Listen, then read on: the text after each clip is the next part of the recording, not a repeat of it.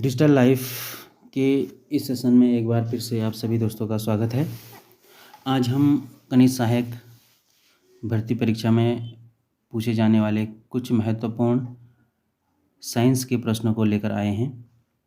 तो हमारा आज का जो पहला प्रश्न है वो है, कार्बन डेटिंग विधि किसकी आयु निर्धारित करने के लिए अपनाई जाती है? कार्बन डेटिंग विधि किसकी आयु निर्धारित करने के लिए अपनाई जाती है, पहला प्रश्न है। इसका उत्तर हो जाएगा जीवाश्मों की। अत्यधिक शराब का सेवन करने से शरीर का कौन सा अंग विशेष रूप से प्रभावित होता है? इसका जो उत्तर हो जाएगा वो हो जाएगा यकृत यानी लीवर। लीवर में क्या हो जाता है, दिक्कत आ जाती है। प्रश्न नंबर 3 है, शरीर में रक्त बैंक का काम कौन सा अंग करता है? तो ये करता है हमारा जो तिल्ली होती है, स्प्लेन, ये करता है। हरे पौधों में प्रकाश संश्लेषण की इकाई क्या कहलाती है? तो वो कहलाती है क्वांटोसोम। शरीर में रक्त की सफ़ेद कोशिकाओं का मुख्य कार्य क्या होता है? तो शरीर में रक्त की जो वाइट ब्लड कार्पल्स होते हैं उनका जो कार्य होता है शरीर को बीमारियों से बचाना होता है। प्रश्न नंबर 6 है, मछली के हृदय में कितने प्रोकोस्ट होते हैं? तो 2 चैम्बर्ड होते हैं। प्रश्न नंबर 7 हमारा है, मानव शरीर में रक्त से अवांछनीय पदार्थों को पृथक करने का कार्य कौन सा अंग करता है? तो ये हमारा ब्रिक यानी किडनी करती है। प्रश्न नंबर 8 है, 40 वर्ष पूरे हो जाने पर चर्चित अप्सरा क्या है? तो क्या है अप्सरा, क्या है? एक न्यूक्लियर रिएक्टर है। प्रश्न नंबर 9 है, डायनमो का क्या अर्थ है? तो डायनमो क्या है? एक यांत्रिक ऊर्जा से विद्युत ऊर्जा का उत्पादन होता है। जो प्रश्न नंबर अगला है, पिच ब्लेंडी से कौन सा रेडियो एक्टिव तत्व प्राप्त किया गया था? तो इसका आंसर हो जाएगा रेडियम। गिरगिट की त्वचा में रंग बदलने का कारण क्या है? इसका उत्तर है उसकी त्वचा में मेलेनोफोर नामक असंख्य रंग द्रव्य कोशिकाओं की उपस्थिति के कारण वो क्या करता है, अपने त्वचा का क्या करता है, रंग परिवर्तित कर देता है। प्रश्न नंबर अगला है, प्रकृति में सबसे अधिक मात्रा में पाए जाने वाले कार्बनिक यौगिक कौन सा है? तो कौन सा है? सेलुलोज है। समुद्र के किनारे उगने वाले वृक्षों में वार्षिक वलय क्यों नहीं होते? इसका आंसर है क्योंकि यहाँ की जलवायु में स्पष्ट भिन्नता नहीं होती है। प्रश्न नंबर अगला है, डोलोमाइट CaCO3 किसका अयस्क है? तो ये कैल्शियम का अयस्क है। खट्टे फलों में कौन सा विटामिन पाया जाता है? तो उनमें विटामिन C पाया जाता है। ध्वनि की तीव्रता मापने वाला यंत्र क्या कहलाता है? तो ध्वनि की तीव्रता नापने वाला यंत्र ऑडियोमीटर कहलाता है। दूध का खट्टा होना किसके द्वारा होता है? तो इसका उत्तर है जीवाणु द्वारा। श्वेत प्रकाश में वर्णक्रम में प्रिज्म द्वारा सर्वाधिक विचलित होने वाला कौन सा रंग है? तो कौन सा रंग है? ये बैंगनी रंग इसका आंसर हो जाएगा। प्रश्न नंबर अगला है, रेफ्रिजरेटर में प्रतिशीतक क्या होता है? तो इसका उत्तर है फ्रीऑन। दूध से 21 है, दूध से दही बनाने में कौन सा बैक्टीरिया सहायक होता है? तो इसका आंसर हो जाएगा लैक्टोबैसिलस। प्रश्न नंबर 22 है, किस अंग के कार्य न करने पर डायलिसिस किया जाता है? तो किडनी खराब होने पर डायलिसिस किया जाता है। अगर किडनी खराब हो जाती है तो उसको डायलिसिस किया जाता है। प्रश्न नंबर अगला है, मनुष्य के मस्तिष्क का सबसे बड़ा भाग क्या होता है?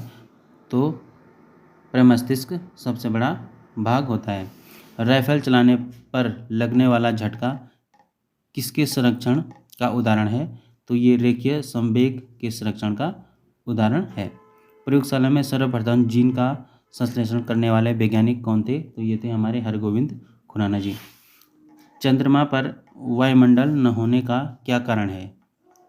तो चंद्रमा पर वायुमंडल न होने का मुख्य कारण है वहाँ सभी गैसों का वर्ग माध्य मूल वेग उनके प्लायन वेग से अधिक है। प्रश्न नंबर 27 है हमारे पास, किस एक कोशिकीय शैवाल का उपयोग अंतरिक्ष में खाद्य की समुचित पूर्ति के लिए किया जाता है? तो ये है क्लोरेला। प्राकृतिक रबर किसका बहुलक है? तो आइसोप्रीन का। अगला है हमारे पास, द्रव्य की चौथी अवस्था क्या कहलाती है? तो द्रव्य की चौथी अवस्था प्लाज्मा कहलाती है। प्रत्यावर्ती धारा की माप किस यंत्र से की जाती है? तो इसका आंसर हो जाएगा तप्त तार अमीटर से। 30 है, प्रकाश तरंगों के किस गुण से उनके अनुप्रस्थ होने का प्रमाण मिलता है? इसका उत्तर हो जाएगा ध्रुवण। प्रश्न नंबर 32 है, 32, एक वृत्ताकार वलय का गुरुत्व केंद्र कहाँ होता है? तो इसका आंसर हो जाएगा वलय वृत्त के केंद्र में। प्रश्न नंबर अगला है, मानव रक्त का पीएच मान होता है, वेरी इंपॉर्टेंट है, मानव रक्त का पीएच मान होता है 7.4। अगला प्रश्न है, खनिज संरचना की दृष्टि से हीरा क्या होता है? खनिज संरचना की दृष्टि से हीरा क्या होता है? एक कार्बनिक यौगिक है। ये क्या है? कार्बन है। प्रश्न नंबर 35 है, ग्रहगति का सिद्धांत किसने प्रतिपादित किया था? तो इसका उत्तर है क्लोपलर ने। प्रश्न नंबर 36 है, हाइड्रोजन बम किस सिद्धांत पर आधारित है? तो ये नाभिकीय सिद्धांत पर, नाभिकीय संलयन पर आधारित है। अगला प्रश्न है, प्रोटॉन की खोज किसने की थी? तो प्रोटॉन की खोज रदरफोर्ड ने की थी। अगला प्रश्न है, कौन सा पदार्थ पृथ्वी पर तीनों अवस्थाओं में पाया जाता है? तो पानी जो है पृथ्वी पर तीनों अवस्थाओं में पाया जाता है, ठोस, द्रव और गैस के रूप में पाया जाता है। हीरे के संबंध में कैरेट क्या होता है? हीरे के भार का मात्रक, इसका आंसर हो जाएगा। अगला प्रश्न है, ग्लेवेनीकृत लोहे पर किसका लेप होता है? तो इस पे होता है जिंक का। भारत में 28 फरवरी को विज्ञान दिवस किस उपलक्ष्य में मनाया जाता है? तो भारत में जो 28 फरवरी को विज्ञान दिवस मनाया जाता है, सीवी रमन द्वारा रमन प्रभाव की खोज करने के दिन के उपलक्ष्य में मनाया जाता है। 7 नवंबर 1988 भारत के किस महान वैज्ञानिक का जन्मदिन है? तो ये है, इसका आंसर हो जाएगा सीवी रमन जी का। अगला प्रश्न है, आयोडीन युक्त नमक का प्रयोग किस बीमारी की रोकथाम के लिए किया जाता है?